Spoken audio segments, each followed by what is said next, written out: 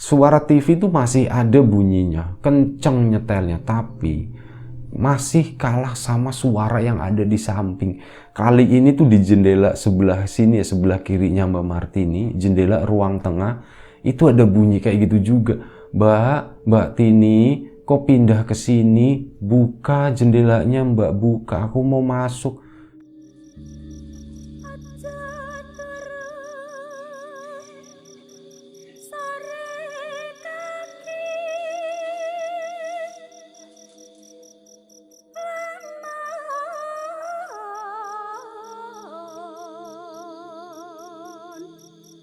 Ana dewa ngangklang jagat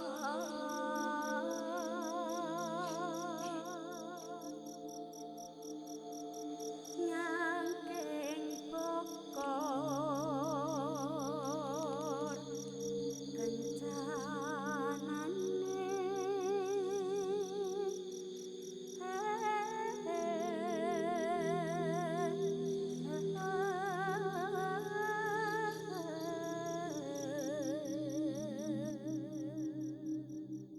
Cerita selanjutnya datang dari Ibu Martini, salah satu kawan subscriber juga, dan Ibu Martini ini udah termasuk senior ya, udah sepuh beliau, usianya udah sekitar 60 tahunan. Terima kasih Ibu Martini udah berbagi ceritanya, salah satu cerita yang cukup menarik. Dan ya sebelum kita ke cerita, seperti biasa gue pengen ucapin banyak-banyak terima kasih buat kawan-kawan subscriber semuanya. Terima kasih buat kawan-kawan yang udah kasih support, udah kasih dukungan. Terima kasih juga buat kawan-kawan yang udah kasih like, udah nge-share ke yang lainnya. Dan gak lupa juga, terima kasih banyak buat kawan-kawan yang udah ninggalin komentar. Terima kasih banyak semuanya. Nah, balik lagi ke ceritanya Ibu Martini. Kejadiannya sekitar tahun 90-an awalnya ya. Sementara yang mau diceritain kali ini tuh baru sekitar 10 tahun yang lalu atau sekitar tahun 2010. Jadi waktu itu Ibu Martini, beliau kan udah punya 2 orang anak. Cuman anaknya itu nggak di rumah semuanya. Kedua-duanya itu kuliah di luar kota. Oh ya, Ibu Martini ini dari Kebumen ya. Iya, dari Kebumen, maaf agak-agak lupa ya, dari Kebumen. Dua-duanya anaknya itu lagi kuliah di luar kota, lebih tepatnya itu di Jogja semua. Nah, di rumah Bu Martini itu cuma tinggal sama suaminya doang. Dan waktu itu ceritanya memang kayak udah rutinitas setiap hari.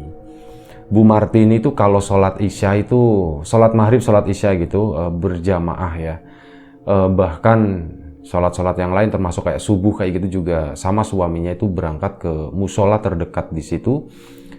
Cuman memang kadang untuk yang sholat isya Bu Martini itu pulangnya duluan karena bapak atau suaminya Bu Martini itu biasanya masih suka ya ngobrol-ngobrol kayak gitu sebagai orang pensiunan gitu ya.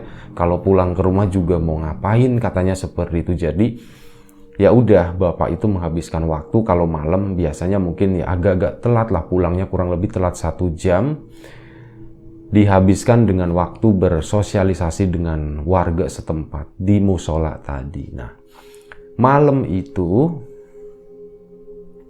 ada sesuatu yang spesial terjadi yang dialami sama Bu Martini setelah berpuluh-puluh tahun nggak pernah mengalami hal itu lagi. Jadi Bu Martini itu baru pulang dari musola. Awalnya jalan sama beberapa tetangganya, sesama ibu-ibu juga, ada anak perempuan masih muda juga, ada beberapa di sana. Nah, satu persatu mereka sampai rumahnya. Kebetulan rumahnya Bu Martini itu lokasinya paling jauh di rute tadi ya. Lokasinya paling jauh dan Bu Martini harus jalan sendirian gitu, sisanya. Sampailah Bu Martini di depan rumahnya, di depan gerbang rumahnya.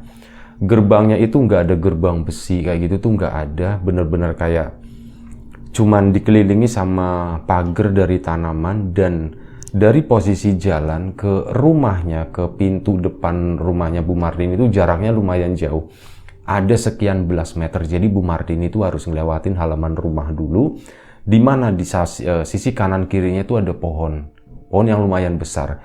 Yang satunya pohon waru, yang satunya itu pohon kersen. Sama ada beberapa pohon lagi tapi nggak disebutin. Nah, sewaktu sampai di depan gerbang rumahnya itu, Bu Martini itu tumben-tumbennya gitu ya. Ini kok perasaan aneh, ada sesuatu yang ada sesuatu yang berat gitu. Kok tiba-tiba dia ngerasa agak sedikit takut, agak sedikit bergidik gitu malam itu. Bener-bener nggak biasanya. Ini tuh masih sore, baru mungkin setengah 8, belum jam 8 malam lah waktu itu. Tapi kok rasanya aneh, sepi banget tumben di sini ya, di sekitaran sini. Biasanya kan ada motor yang lalu lalang, 1-2 motor itu masih lewat. Ada pedagang juga biasanya sewaktu Bu Martini pulang. Tapi dari tadi kok rasanya sepi banget, hening banget gitu. Bahkan yang namanya serangga pun suaranya tuh ya pelan gitu, nggak sebanyak hari biasanya. Bener-bener beda hari itu. Nah, sempat berhenti di depan gerbang itu sejenak, beberapa detik, celingak-celinguk ngeliatin jalan gitu. Iya beneran sepi loh, malam ini sepi banget. Ya udah, akhirnya Bu Martini pun jalan masuk seperti biasanya ke halaman rumah. Tepat di samping atau sejajar dengan 2 pohon besar itu, di mana di sebelah kanan Bu Martini dari arah luar ya mau masuk ke dalam itu, sebelah kanannya ada pohon waru yang cukup besar. Batangnya itu memang banyak warga yang bilang itu tuh waru doyong kayak gitu. Waru tapi ada batang yang begini gitu, ada yang bengkok seperti ini, dan biasanya itu bisa buat duduk-duduk kalau sore juga. Misal ada anak-anak yang main di situ, karena halamannya kan cukup luas. Ada beberapa anak kecil yang suka main bola di situ. Nah, beberapa juga pada naik ke sana, pada duduk-duduk di atas. Nah, malam itu tepat di garis sejajar sama 2 pohon itu ya, Bu Martini tuh berhenti. Ini kok aku rasanya nggak enak ya. Kok bawaannya pengen nengok ke kanan terus. Ada apa ini? Ini beneran deh, ini tuh beda banget. Rasanya kok aku ngerasa merinding gitu, kata Bu Martini.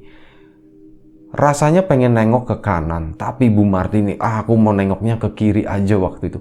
Nengoklah Bu Martini ke kiri, ke pohon yang satu, ke pohon kersen ya. Ditengok, alhamdulillah nggak ada apa-apa. Ini beneran deh, tambah kuat rasanya aku pengen nengok ke kanan. Dan akhirnya Bu Martini dengan segala keberaniannya sebenarnya udah muncul rasa takut waktu itu yang nggak tahu takut itu tuh dari mana gitu. Alasannya apa dia takut juga nggak tahu. Itu cuman kayak perasaan yang tiba-tiba muncul gitu. Dan pelan-pelan Bu Martini tuh nengok ke arah kanan, ke pohon waru doyong itu. Nengok beliau begini. Di situ astagfirullahaladzim, astagfirullahaladzim, nyebut terus Bu Martini. Jadi di situ Bu Martini ngelihat ada satu sosok perempuan. Tahu perempuannya itu dari gaunnya yang lebar, panjang lebar, warnanya putih. Dan ya itu adalah satu sosok yang Bu Martini kenal. Sempat ngelihat wajahnya, mukanya. Jadi pas Bu Martini nengok ke sana, si sosok perempuan tadi lagi duduk di atas waru doyong itu. Duduk begini sambil tangannya nggak tahu ya, tangannya tuh katanya seperti ini tapi ketutup sama kainnya. Ketutup sama bajunya itu, seolah-olah pegangan begini ngeliatin Bu Martini. Liatin terus gitu. Bu Martini meskipun takut, dia tuh mau memastikan, jadi sempat nengok 3 kali kalau nggak salah. Sekali, wah, pertama seperti itu, yang kedua diberaniin ngeliat mukanya. Nah, di tengokan yang kedua itu Bu Martini tahu, kenal gitu. Wah, ini ternyata si ini gitu. Jadi Bu Martini itu ngelihat sosok perempuan itu adalah adiknya, almarhumah adiknya yang udah meninggal di tahun 90-an. Adiknya meninggal, namanya Mbak Rini. meninggal karena kecelakaan. Jadi waktu itu Mbak Rini lagi hamil tua, kurang lebih usianya sekitar 8 bulan, dan Mbak Rini itu kecelakaan di kamar mandi, terjatuh begitu dan nggak ketahuan, tahu-tahu ya itu udah pendarahan seperti itu, dan ternyata nyawanya Mbak Rini sama anaknya yang lagi dikandung pun lepas sudah, maksudnya meninggal dua-duanya di tempat itu. Ya, di tahun 90-an itu menjadi sesuatu yang sangat memukul ya. Jadi Mbak Rini waktu itu meninggalnya juga di rumahnya, di rumah yang ditempati sama Bu Martini ini. Dia tahu sosok itu dulu sering disebut sama orang itu sebagai sosok Sundel Bolong. Sosok yang katanya muncul atau ya itu merupakan jelmaan dari orang yang meninggal dalam kondisi hamil, dan ya dua-duanya ikut meninggal juga. Itu biasanya akan menjelma menjadi sosok Sundel Bolong itu tadi. Meskipun orang sekarang percayanya kalau itu adalah sosok jin ya. Orang kalau udah meninggal, termasuk yang gue percaya juga, orang kalau udah meninggal udah nggak ada urusan gitu. Jadi kalau misalnya ada yang muncul-muncul kayak gitu, bisa jadi itu adalah sosok jin, ulahnya sosok jin yang mau bikin fitnah lah, intinya seperti itu. Nah, malam itu ngelihat seperti itu sampai ketiga kalinya nengok. Akhirnya Bu Martini, "Rin," disapa gitu, "Rin, diem aja si sosok tadi," malah ketawa cekak gitu. Dia ketawa cekak. Bu Martini diketawain kayak gitu kan malah takut gitu. Tadinya tuh berinisiatif ya, mau baik hati nyapa gitu, karena tahu mukanya itu adalah muka adiknya, almarhumah adiknya yang udah meninggal itu. Jadi dia coba nyapa, dan lagi-lagi Bu Rini juga nyadar ini bukan Bu Martini juga sadar ini bukan Rini adiknya gitu. Ketawa begitu Bu Martini langsung lari gitu kan, dipit-pit masih pakai mukena gitu. Kan larinya agak susah gitu, jadi lari, gue gitu, masuk ke dalam rumah langsung situ. Di dalam rumah langsung masuk ke kamar, ditutup kamarnya. Karena apa? Ya karena di rumah itu tuh nggak ada siapa-siapa, dia tuh cuman sendirian aja di situ. Suaminya belum pulang di musola gitu kan, sementara HP-nya nggak dibawa juga gitu. Dah Bu Martini di situ sendirian, dia langsung tiduran di atas kasur, tarik selimut, intinya ketakutan malam itu. Dia diem sambil mikir, kok ini muncul lagi ya Sundel Bolong ini ya gitu. Dulu sewaktu pasca kejadian Mbak Rini, adiknya Mbak Martini itu meninggal, juga sempat ada isu, ada kejadian yang serupa seperti ini. Ada sosok jin yang menjelma menjadi Mbak Rini dan menampilkan wujudnya itu sebagai sosok Sundel Bolong, sosok perempuan dengan baju yang sangat panjang, dan ya katanya sih punggungnya itu bolong gitu. Punggungnya bolong, berdarah-darah, cuman karena ketutup sama rambut jadi itu nggak terlalu kelihatan. Menurut Bu Martini, dari sosok yang duduk di sana sebenarnya, ya dari bentuknya kayak gitu, karena Bu Martini itu dulu di tahun 90-an itu juga pernah ngelihat juga yang menjelma menjadi itu ya almarhumah adiknya itu, udah beberapa kali melihat, jadi udah agak terbiasa. Cuman memang ada satu kondisi, satu keadaan yang bikin Bu Martini itu agak sedikit mual ngelihatnya. Bukan bolongan yang ada di punggungnya itu, bukan, tapi apa? Di bagian leher Sundel Bolong itu, di sininya itu ada kapasnya gitu. Kapas yang ngegumpel-gumpel begitu, itu ngelilingin lehernya si Sundel Bolong itu tadi. Jadi sininya rambut, ini mukanya pucat begitu, dan sininya tuh kapas semua katanya.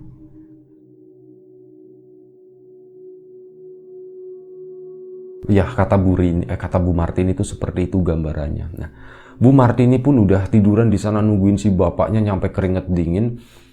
Takut lah intinya ya kayak gitu, dan cukup lama 15 menit. Suasananya bener-bener hening, gak ada bunyi apa-apa. Tiba-tiba dari arah sisi jendela samping kamar kedengeran ada sesuatu yang bunyi kerosak gitu, kerosak. Wah, Bu Martini masih berpikir positif meskipun awalnya kaget, bunyi apaan gitu, tapi masih coba berpikir positif. Ini suara binatang nih, tikus atau apalah yang lagi naikin kayak di samping kamarnya itu kayak tempat buat naruh bambu-bambu yang udah kepakai, kayu-kayu yang nggak kepakai itu ditaruh di sana. Oh, mungkin tikusnya lagi di situ. Coba menghibur diri kayak gitu, dan nggak lama setelah itu, setelah bunyi krosek-krosek itu tadi, ada suara manggil-manggil, Mbak Tini, Mbak Tini, Mbak, buka jendelanya Mbak, kayak gitu ya. Bu Martini ketakutan lah. Itu adalah suaranya Mbak Rini. Mbak Rini, suara yang sangat dikenal, yaitu suara adiknya begitu. Dan itu tahu itu adalah jelmaan dari Sundel Bolong tadi yang dia lihat di depan itu, yang dia lihat di Waru Doyong itu. Dia bukannya ngebukain ya, pasti malah tambah nutup begini kan, tambah rapet. Mbak, bukain Mbak Tini, buka jendelanya Mbak.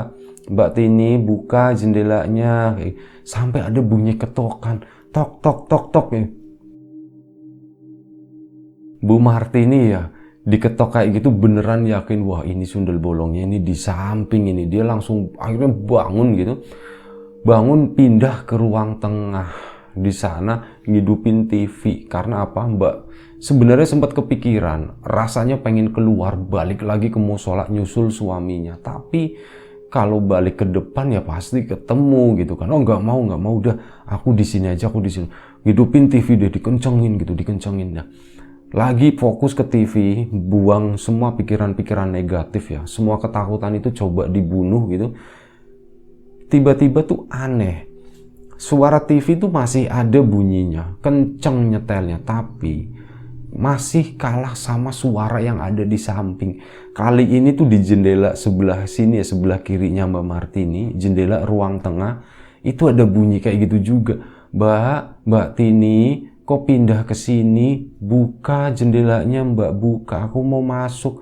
Mikir, mau masuk kok lewatnya jendela. Udah mikirnya kayak, oh ini serem banget. Ngebayangin Mbak Martini, Bu Martini tuh ngebayangin, ini kalau jendelanya dibuka, terus dia naik ke situ, turun ke sini, karena serem banget ya. Enggak. Akhirnya ditutup telinganya begini, ditutup aja. Sampai akhirnya kurang lebih 5 menit setelah itu, suaminya pulang, cekrek gitu. Astagfirullahaladzim. Bu Martini kan kaget gitu kan.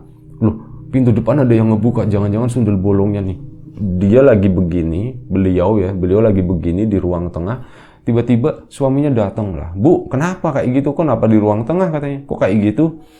Pak, sini pak. Langsung dipeluk si bapaknya. Kamu kenapa? Kok kayak gitu? Kayak orang ketakutan gitu. Pak, aku takut katanya. Iya takut kenapa? Tapi ada kejadian apa? Kenapa kamu kayak gini gitu? Itu Pak, tadi aku ngelihat Rini gitu. Rini apaan, orang Rini udah nggak ada. Bukan itu Pak, itu tuh Sundel Bolong yang dulu itu loh Pak, yang awal-awal siapa Mbak Rini itu meninggal, yang awal-awal Rini meninggal itu loh Pak gitu. Ah, masa kamu ngaco katanya. Orang bapak lewat situ aja aman-aman aja, kok nggak ada apa-apa katanya gitu. Pak, sumpah Pak, aku nggak bohong Pak, ini nih tadi aku pertama ngelihat itu di depan rumah Pak, itu di Waru di situ Pak, lagi duduk di sana. Ya udah aku lari masuk gitu. Aku sapa pertama tapi dia ketawa Pak. Terus aku masuk ke kamar Pak. Nah, suaranya tuh di jendela situ Pak, minta dibukain. Mbak Tini, bukan jendelanya Mbak Tini, katanya kayak gitu Pak. Udah, terus aku pindah ke ruang tengah sini. Lah suaranya dari situ, dari jendela samping situ. Mbak Tini, bukain jendelanya, aku mau masuk. Orang mau masuk kok dari jendela kayak gitu. Nah sebenarnya udah tenang aja, udah nggak apa-apa kata suaminya seperti itu. Udah nggak apa-apa, udah ada aku nih katanya. Nggak usah takut, udah ada temennya gitu. Udah kamu ambil wudhu lagi, sholat malam gitu. Sholat apa kayak kata si bapaknya. Udah akhirnya nurut Bu Martini itu nurut suaminya, ngambil wudhu lagi, mau sholat gitu kan. Udah setelah selesai sholat suaminya, iya Mas, tapi sampean tunggu di sini, jangan kemana-mana, aku masih takut. Oh iya ditungguin gitu. Nah udah setelah selesai, ayo kita tidur masuk kamar. Udah nggak usah dipikirin. Yang aneh-aneh, yang serem-serem nggak usah dipikirin gitu. Itu cuman ya ulah jin aja sih kayak gitu. Mana ada Rini kesini, orang udah meninggal kok katanya. Udah tenang Rini di sana katanya. Oh iya iya Pak, iya bener juga Pak gitu, itu ulah jin. Ya udah yang penting kamunya yang kuat, kata suaminya tuh seperti itu. Terus ngasih semangat, terus ngehibur gitu ya, bahkan dengan ya banyolan-banyolan kecil juga gitu waktu itu. Sampai akhirnya Bu Martini pun tertidur malam itu. Keesokan harinya udah normal begitu aja, cuman kayak gitu. Ketemu sama tetangganya, Bu Martini pun cerita gitu ya. Bu, semalam aku ngeliat sundel bolong lagi katanya. Wah, yang bener Bu. Nah akhirnya cerita itu kan nyebar gitu, nyebar sekampung. Orang sekampung jadi parno gitu ya. Yang tadinya malam-malam pada berani keluar karena ngedenger cerita seperti itu, mereka jadi ikut berfantasi yang aneh-aneh, yang serem-serem. Akhirnya malam itu kampungnya Bu Martini itu jadi sepi gitu. Bahkan sampai seperti biasa ya, rutinitas maghrib gitu ke musola sana, nanti pulangnya kan nyambung, selepas isya baru pulang. Waktu maghrib aja itu udah kerasa sepinya gitu. Kalau yang datang ke musola sih masih lumayan lah, tapi memang beberapa tuh nggak datang ke situ gitu. Dan sampai isya, sewaktu pulang, dah ini teror lagi nih kata Bu Martini. Pak, pulang yuk katanya. Pas masih di musola yo, aku takut nggak berani sendirian. Takut kenapa? Itu banyak ibu-ibu kan ada temennya, bapak sebentar lagi lah. Ya aku mau nungguin di sini katanya. Wis, kamu udah pulang dulu aja sana, nggak apa-apa, nggak ada apa-apa. Udah lupain aja. Nah, waktu itu karena saking takutnya Bu Martini, takut tapi dipaksain gitu. Akhirnya Bu Martini dengan berat hati tetap melangkah keluar musola, pulang bersama beberapa ibu-ibu tadi. Udah pulang aja ke sana gitu ya, seperti bisa mencoba untuk melupakan gitu. Sepanjang perjalanan itu ya pikirannya masih dihantui dengan hal-hal tadi ya. Ini nanti kalau di rumah ketemu sundel bolong lagi gimana, kalau ketemu dia lagi gimana kayak. Dan beberapa ibu-ibu juga sempat ngegodain, Bu, hati-hati loh Bu, jenengan kesana sendirian, kami nggak berani nganterin soalnya. Iya, aku juga takut. Akhirnya satu persatu tetangganya itu habis gitu kan. Pada balik ke rumahnya, tinggal satu lagi nih, satu orang yang terakhir. Mbak, aku kayaknya mau balik lagi ke musola gitu. Loh kok bisa Mbak? Ya iya aku takut pulang ke rumah gitu. Ntar kayak kemarin lagi godain, ditungguin sama si sundel bolong itu. Lah terus gimana, ke musola lagi berani? Ya aku beraniin aja kata Bu Martini. Akhirnya apa? Tetangga yang tadi sampai di rumahnya, Bu Martini balik lagi, nggak jadi nerusin jalan balik ke rumahnya, balik ke musola sana, temuin suaminya. Loh kok balik lagi ke sini? Pak, aku takut Pak, aku mau dianterin, aku nggak mau, pokoknya aku mau nungguin di sini gitu. Dan kata si bapaknya, ya udah tunggu 5 menit lagi gitu kata bapaknya, ngabisin rokok dulu kata si bapaknya. Udah, akhirnya apa? Bapaknya pun ngabisin rokok, bener-bener udah habis, ayo pulang katanya. Ayo, ya kayak gitu Pak, jangan ditinggalin sendiri, aku takut gitu. Oh iya nggak apa-apa. Akhirnya jalan berdua gitu. Sepanjang perjalanan pun mereka nggak ngomongin apa-apa ya, nggak tahu yang ada di pikirannya Bu Martini itu cuman oh ya tenang, udah ada suaminya begitu. Udah akhirnya pulang jalan ke rumah. Masuklah Bu Martini ke dalam kamar. Si bapaknya, suaminya itu ke belakang, nggak tahu ngapain, intinya ke toilet cukup lama. Baru masuk ke kamar, terus rebahan ya, naruh ini apa mukenanya dilepas, sajadahnya ditaruh begitu. Bu Martini pun rebahan di tempat tidur, tiba-tiba dia lompat dari tempat tidur.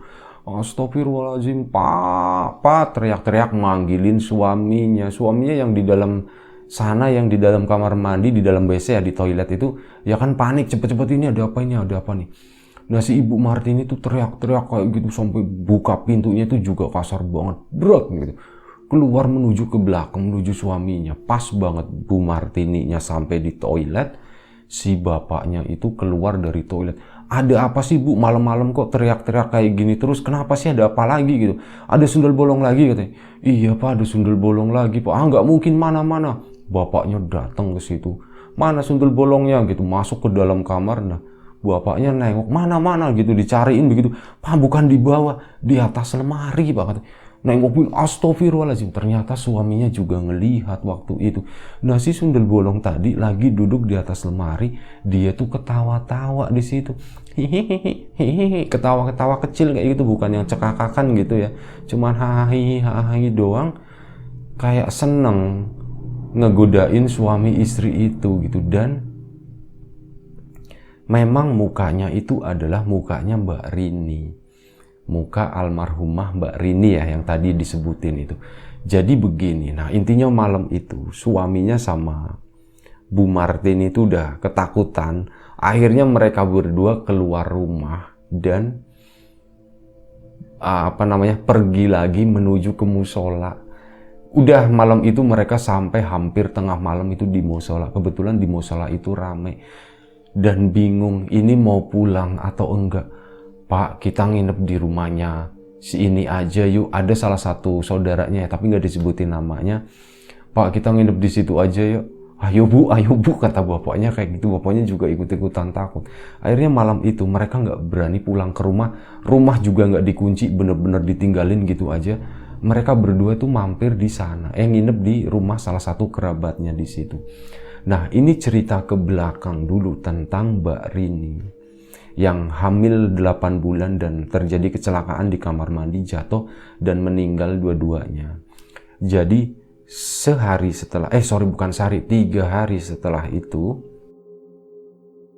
3 hari setelah meninggalnya Mbak Rini itu, beberapa penduduk itu ada yang mengaku melihat itu kan makamnya Mbak Rini itu kebetulan gak terlalu jauh dari jalur perlintasan warga.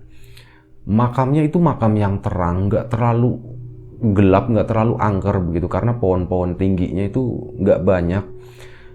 Jadi dari pinggir jalan gitu ya, dimana warga biasa lalu lalang kalau malam di situ, ya masih kelihatan. Dan di sana banyak warga yang mengaku katanya ngelihat sosok sundel bolongnya itu. Sundel bolongnya Mbak Rini ya. Yang jelas itu bukan Mbak Rini lah, itu jin gitu aja. Itu katanya melihat itu lagi duduk di atas makamnya sambil nangis gitu.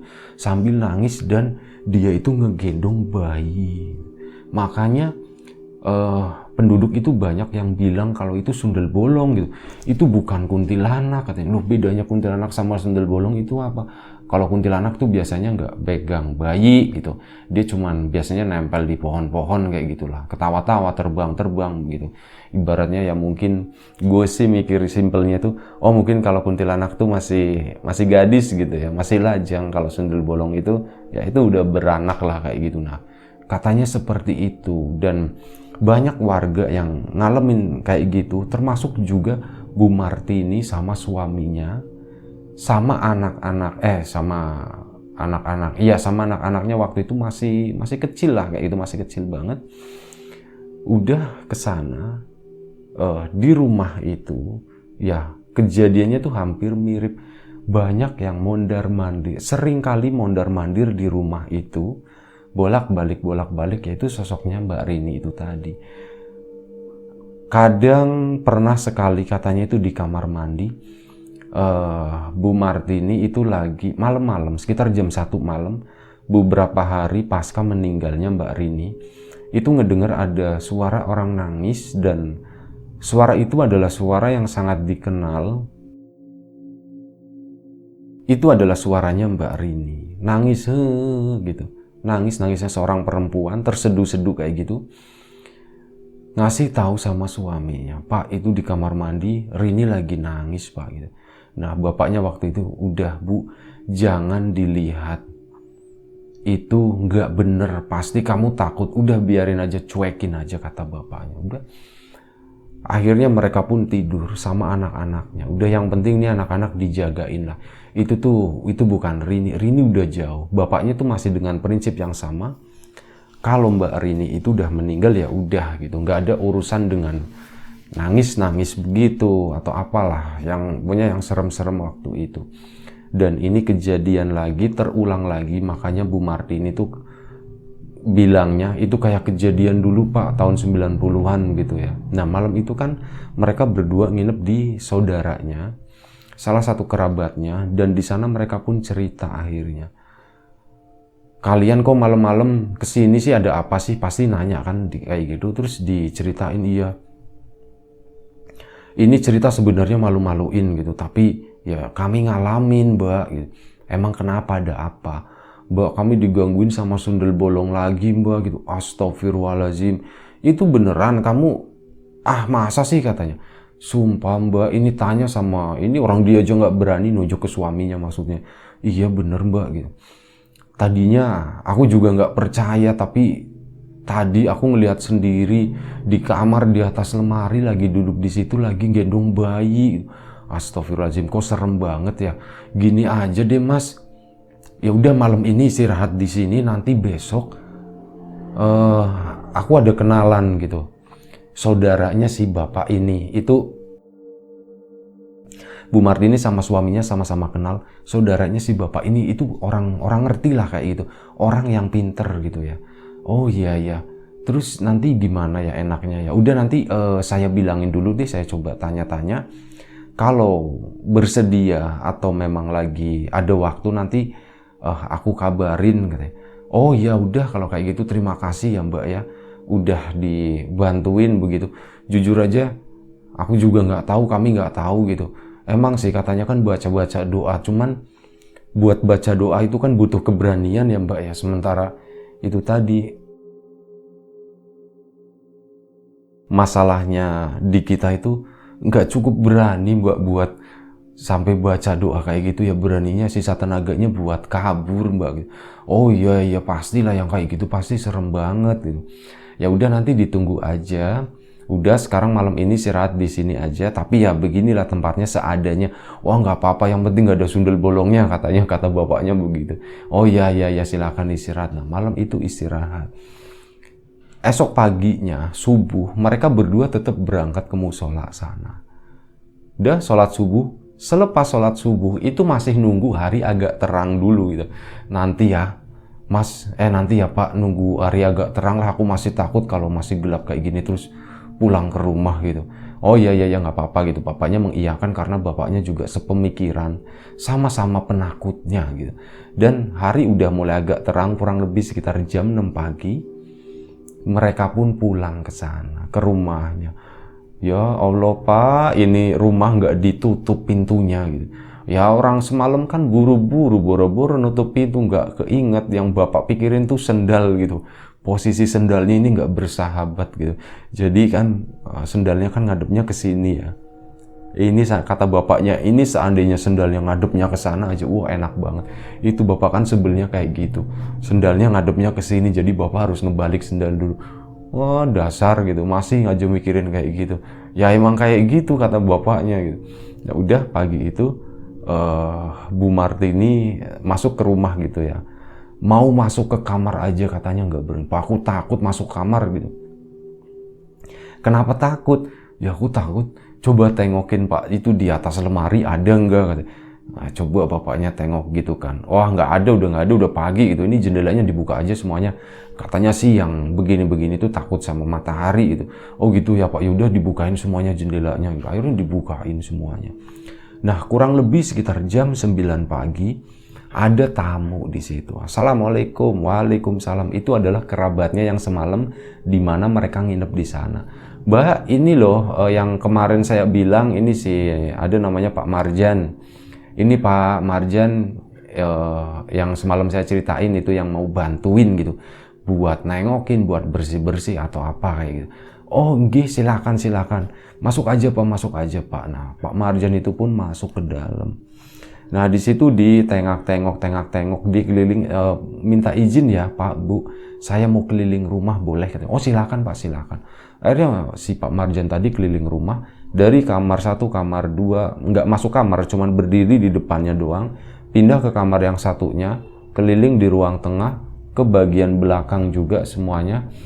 Terus udah intinya tuh begini, kurang lebih sekitar 15 menit itu dilakuin. Setelah 15 menit, Pak Marjan pun ngedeket ke Bu Martini. tahu bulat jamnya, tahu bulat ini. Ngedeketin di situ. Jadi gini Pak, Bu, yang sosok yang Bapak sama Ibu lihat itu ya pasti bukan itu ya, bukan siapa yang tadi dibilang Mbak Rini ya katanya. Iya Mbak Rini, bukan itu Bu. Ini tuh aslinya bukan di sini memang. Di halaman rumah Ibu tuh ada beberapa penunggu di situ, tapi ya mereka nggak ganggu. Mereka emang udah di situ, udah tahu jalurnya Bapak Ibu kemana. Mereka juga punya jalur sendiri, jadi akan sangat kecil kemungkinannya untuk bertemu gitu. Jadi mereka tuh nggak ngeganggu. Nah ini yang Bapak sama Ibu lihat semalam, itu sekarang masih ada di luar di sana, tapi memang lagi sembunyi. Dia itu adalah pendatang Bu, dia itu tamu, mampir doang di sini. Oh begitu ya Pak ya, terus gimana ya Pak ya? Ya nanti saya coba suruh pergi lah. Nanti saya coba suruh pergi, tapi nggak sekarang, paling nanti malam gitu. Oh begitu ya Pak ya, nanti malam jam berapa ya Pak? Ya nggak usah malam-malam lah, jam 8 malam aja gitu. Kisaran jam 8 malam selepas sholat isya, biar waktunya cukup panjang Bu gitu. Oh gitu ya Pak, ya udah nggak apa-apa deh. Dalam hatinya Bu Martini, alhamdulillah gitu, selepas isya tuh ada temen gitu, dan yang nemenin itu orang pinter katanya.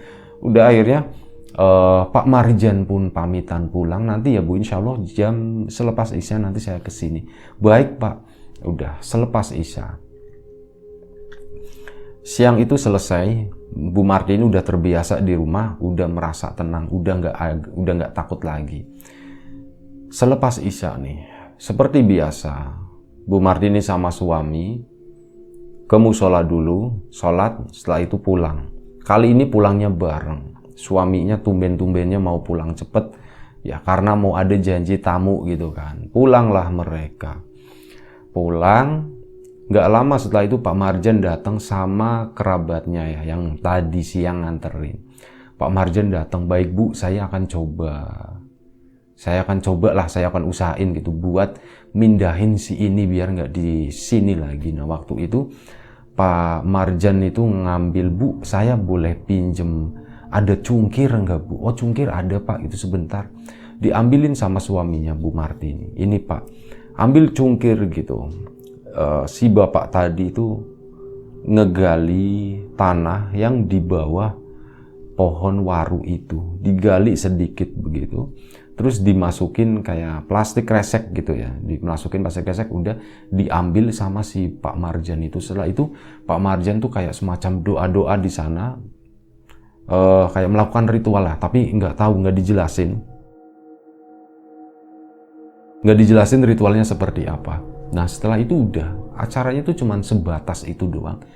Pak Bu, ini insya Allah udah bersih, sosoknya ini udah saya bawa gitu. Semoga nggak terjadi hal seperti ini lagi ya Bu ya. Tapi itu tadi, ini adalah jin ampiran Bu gitu. Dia emang kelayaban, memang tempatnya mungkin di tempat awalnya itu nggak nyaman, dia cari tempat baru dan ketemu, ya inilah salah satu tempat yang cukup ideal buat dia. Dan kebetulan pernah terjadi satu kisah yang cukup tragis di keluarga Ibu tentang Mbak Rini itu almarhumah. Makanya dia itu menyerupa menjadi sosok Mbak Rini itu tadi. Tujuannya itu tadi Bu, cuman mau iseng, cuma mau ngerjain, ya ujung-ujungnya nanti biar terjadi fitnah kayak gitu. Dan sekarang warga juga udah mulai ngerasain kan, tapi nggak apa-apa, nanti insya Allah malam ini udah nggak ada gangguan itu lagi. Oh ya udah, terima kasih Pak Marjan, terima kasih. Udah setelah ngamplop, Pak Marjan pun pulang. Dan memang benar, alhamdulillah mulai malam itu kejadiannya tuh udah nggak pernah terjadi lagi. Bahkan setelah 10 tahun sekarang, 11 tahun ya sekarang 2021, itu udah nggak pernah ngalami yang hal-hal kayak gitu lagi. Sosok sundel bolong itu udah hilang, bener-bener hilang, nggak ada bekasnya sama sekali. Nah itulah kejadian yang pernah, atau pengalaman yang pernah dialami sama Bu Martini dan suaminya tentang sosok sundel bolong yang nyaru atau nyerupa almarhumah adiknya Mbak Rini. Nah terima kasih buat Bu Martini dan keluarga yang udah berbagi cerita ini. Terima kasih juga buat kawan-kawan di rumah yang udah mau nonton, udah mau dengerin kisah ini. Mohon maaf kalau misal ada kesalahan atau sesuatu yang bikin gak nyaman di hati, di mata, di telinga kawan-kawan semuanya, mohon dimaafkan. Siapapun itu sekarang yang lagi sakit, semoga segera diberi kesembuhan ya. Dan siapapun sekarang yang masih sehat, ya semoga tetap dijaga kesehatannya. Siapapun itu juga, semoga tetap diberi kemudahan dalam hal apapun, termasuk kemudahan dalam hal rezeki. Sekali lagi mohon maaf, sekali lagi terima kasih banyak. Jaga kesehatan kawan-kawan semuanya. Assalamualaikum warahmatullahi wabarakatuh.